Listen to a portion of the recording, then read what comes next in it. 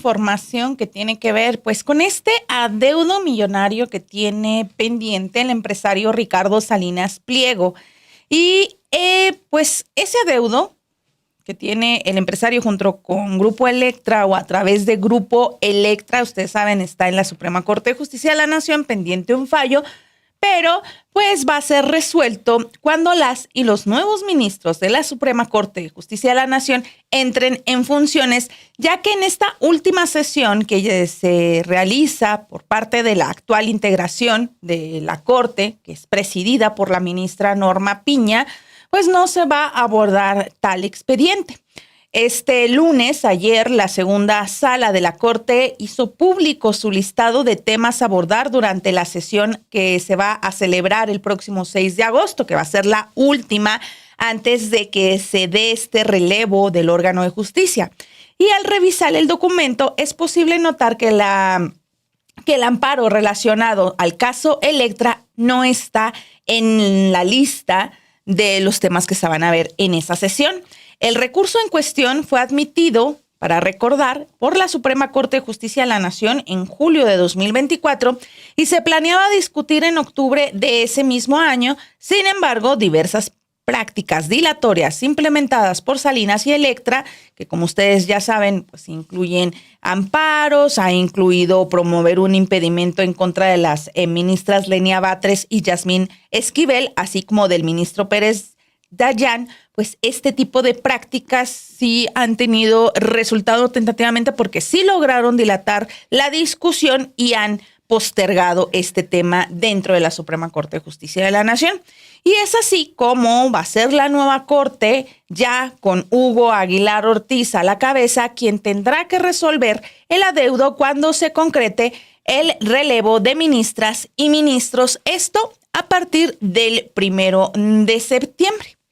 Y entonces el adeudo que resolverá la nueva Suprema Corte de Justicia de la Nación corresponde a 3 créditos fiscales por un valor de 67 millones de pesos, otro de 431 millones y uno más de 18,455,000 pesos que debe este señor. Con las actualizaciones, entre otras multas y recargos, la deuda de Salinas Pliego por estos 3 créditos supera los 35,000 millones de pesos que, de aprobarse los proyectos de los ministros, deben ser pagados de inmediato por el magnate. Esto representa casi la mitad de los 63,000 millones de pesos que debe al fisco nada más.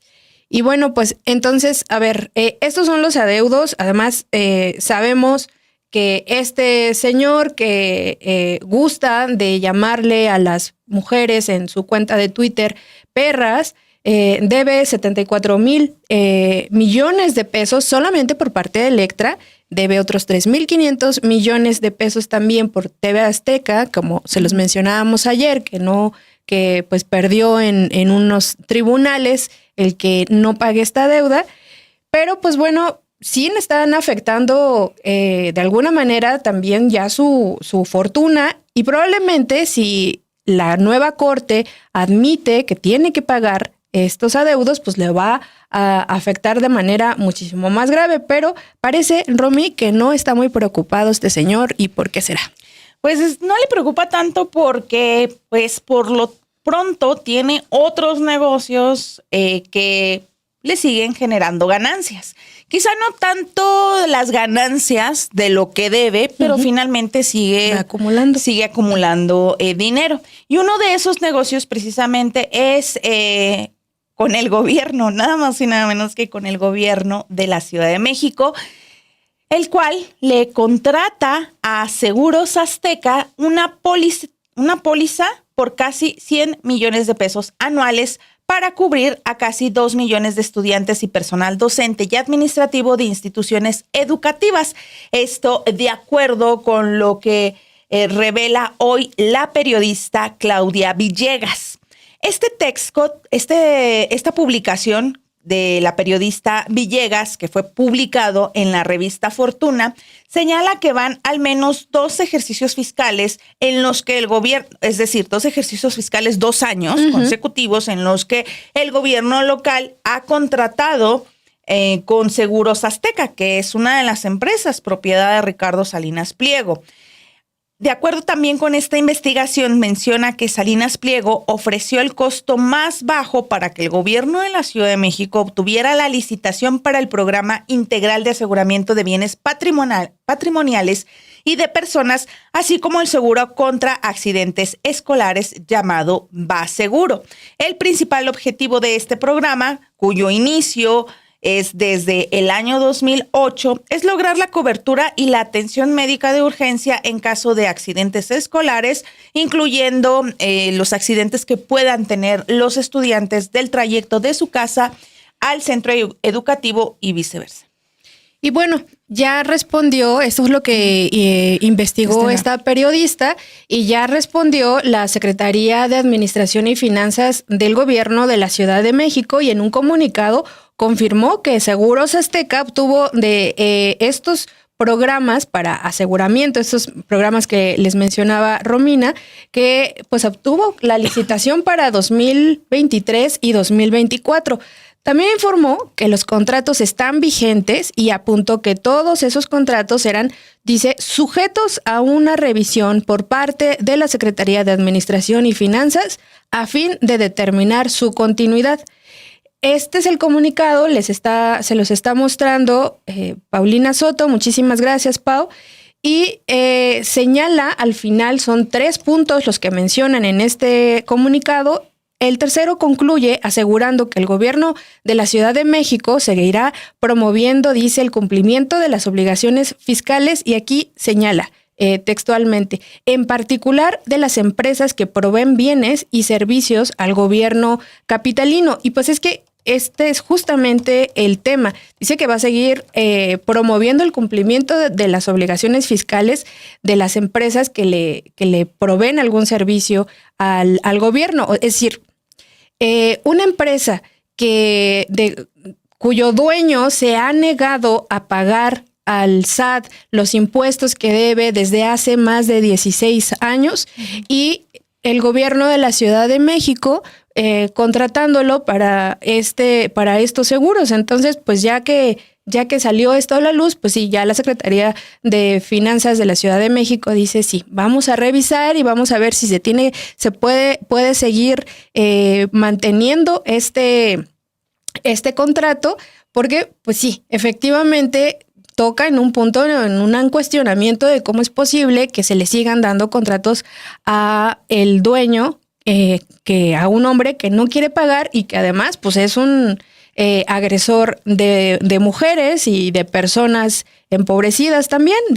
Lo han señalado también, algo por lo que se molestó tanto con la dramaturga, periodista, investigadora Sabina Berman, es porque ella señalaba que también hay una investigación en la que probablemente también le debe al IMSS, al Instituto Mexicano de Seguro Social, pues porque no está pagando la seguridad social de su personal.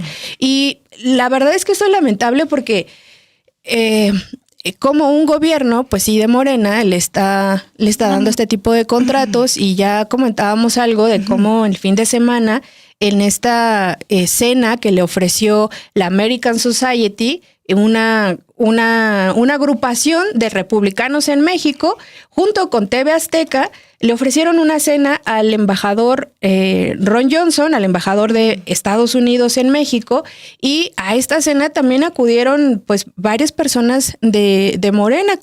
Una de ellas, la secretaria de Medio Ambiente, Alicia Bárcena. Y además esta cena, no sé si ella, seguramente quiero pensar que además la invitaron, porque para esta cena se vendían los boletos en casi 3,800 pesos. No, es que también, finalmente, aquí el punto, y regresando a lo del pago de impuestos, digo, porque lo del punto de que los morenistas estén en esa cena, no sabemos si los invitaron o hayan pagado, si se vendían esos boletos, pues probablemente si haya generado un costo, pues nos habla de una incongruencia de ideología, que también mucha gente en Morena que viene de otros partidos, pues no tiene tanta congruencia. Uh-huh. Se molestan porque cuando alguien llega a manifestar es que se están haciendo lo mismo de antes o es lo mismo, y se molestan. Dicen, no somos los mismos. Pues es que no hagas las cosas que hacían antes, ¿no? Y en este caso, regresando a lo de que el gobierno le tiene contratos con la empresa de Ricardo Salinas, yo nomás lo voy a poner en este contexto con una frase y una pregunta que decía la presidenta Claudia Sheinbaum apenas el pasado 27 de junio. Ella dijo, ¿cómo le vamos a pagar nosotros a quien debe impuestos? O sea, obviamente se entiende que el gobierno federal le debe al gobierno federal, pero esa misma lógica también se tiene que traspasar al gobierno de la Ciudad de México, porque la propia presidenta ha sido muy clara en decir, es que ese dinero no nos lo debe a nosotros como gobierno, lo debe al pueblo, es del erario. Y no porque les da un precio muchísimo más barato, también tendrían que venir a consideración este tipo de aspectos u otros aspectos a considerar, que no sean deudores fiscales, que tengan a su gente con todos los derechos para poder acceder a esos contratos que son millonarios por parte de los gobiernos, no nada más el precio que te están dando, obviamente para ganar esa licitación, sino también pues del contexto de esa empresa con la que estás contratando, porque finalmente estás firmando, vaya, parece que la redundancia, pero estás firmando una relación con esa persona, esa empresa. Te guste o no. Y más si desde gobierno federal te están diciendo, oye, es que ¿con qué caridad moral tendrías para firmar y darle dinero a alguien que no le quiere pagar? No le quiere pagar al erario. Entonces, eso es esa es la frase que decía la presidenta el 27 de junio pasado, cuando precisamente confirmaba que desde hace un año el gobierno ya no tiene contratos, al menos eso es lo que señaló, ya no ha contratado publicidad oficial con las empresas de Ricardo Salinas. Y probablemente pues también se le va a caer este negocio de los seguros en la Ciudad de México. O al menos hasta que este año, si ya pagaron ese año, pues ya lo pagaron, pero que no lo vaya a renovar. Ahora hay que ver cómo se firmó ese contrato, porque porque la periodista habla que se firmó de anual. Sí. En 2 años. Entonces, el último fue 2024, que seguramente es el que está, o sea, que vigente es el siguiente año. Es el que debe estar ahorita en vigor, porque justo lo que señala el comunicado de la Secretaría de Finanzas de la Ciudad de México es que todos los contratos están vigentes y que sí, esta vez, muchas gracias, Pau, y que esta vez ahora los van a revisar. Dice, serán sujetos a una revisión por parte de la Secretaría de Finanzas a fin de determinar su continuidad. Y porque ahora dicen que pues tienen que seguir promoviendo el cumplimiento de las obligaciones fiscales, en particular de las empresas con las que hace alguna licitación el gobierno, ya sea el gobierno de la Ciudad de México o cualquier otro, y ese es precisamente el tema, lo que llama aquí la atención. E independientemente, es el gobierno de la Ciudad de México, van a decir, bueno, porque ya me están diciendo aquí, es el de la jefa de gobierno, pero se supone que están alineados en la misma ideología. Tendrían. Y se supone que tienen que apoyar también a a la presidenta. Ya sé que es un gobierno diferente, pero estás en la misma, se supone que deberían de estar en la misma lógica. Si estás viendo que la presidenta que milita en el mismo partido, que a la que impulsas, tiene esta confrontación y se le está exigiendo a una empresa que pague esos adeudos, vas y firmas un contrato con esa empresa. Que es deudora, independientemente es deudora. Y que agrede a gran parte de las mujeres de la Cuarta Transformación de la manera más vil, además. Sí, ¿no? Entonces, pero en el estricto sentido dijeran, bueno, pues, o sea, se supone que también no quiero decir máximas, pero la idea es de que sea colectivo, de hacer comunidad, no ser. Si algo critica la transformación es la individualidad, de que no te importe el de al lado, de que tú seas un político de que, ay, no, pues a mí me importa lo del el Estado y allá que el gobierno federal se haga trizas y bolas. No, se supone que también deben de ir caminando juntos. Para eso hay coordinación. Entonces, sí, quizá es un gobierno diferente, un gobierno federal, pero también qué tan alineado va, ¿no? Pues, sí hay una crítica. Sí, claro. Pues, y creo que regresamos a lo que ha ocurrido en otros gobiernos, como el de Laida Sansores, con funcionarios que también han golpeado la Cuarta Transformación. O sea, al final, en este caso es una contratación de una empresa, pero también hay muchísimos otros funcionarios que vienen con un historial bastante cochinote. Y así encuentran un lugar, aún así encuentran un lugar en muchos de los gobiernos de Morena, y pues es parte también de lo que las bases, de lo que la otra parte de la militancia, pues se ha enojado mucho. Claro. Y habría habría también que ponernos en tiempos, ¿no? A lo mejor dicen, bueno, se firmó hace 2 años, 1 año, no estaba el conflicto, no estaba el tema de que el empresario tenía que pagar. Pero también es que la verdad es que desde que está el presidente Andrés Manuel López Obrador se viene hablando del adeudo fiscal de Grupo Electra y de este empresario. Cuando por fin se pudo hablar de los adeudos, de todas las empresas. Podrán decir, bueno, en ese momento no estaba tan fuerte el tema como está ahora. Hay que ver cuándo se firmó, si a quién le corresponde, si le correspondería a quien está ahorita en el gabinete de Claudia Sheinbaum, que es Martí Batres, que fue jefe de la Ciudad de México. Para el la de 2023. ¿Cuándo entró Clara Brugada? 2024. Correspondería a Martí Batres. A Martí. ¿Qué hubo ahí? ¿Qué hubo le? ¿Qué onda? Son dudas que se tienen también que aclarar. Oye, Martí, tengo una pregunta. Y ahí yo creo que está bien que el gobierno de la Ciudad de México diga, bueno, si ya a ellos les heredaron ese contrato, hay que revisarlo y que ya no se tenga que renovar. Ahí sí.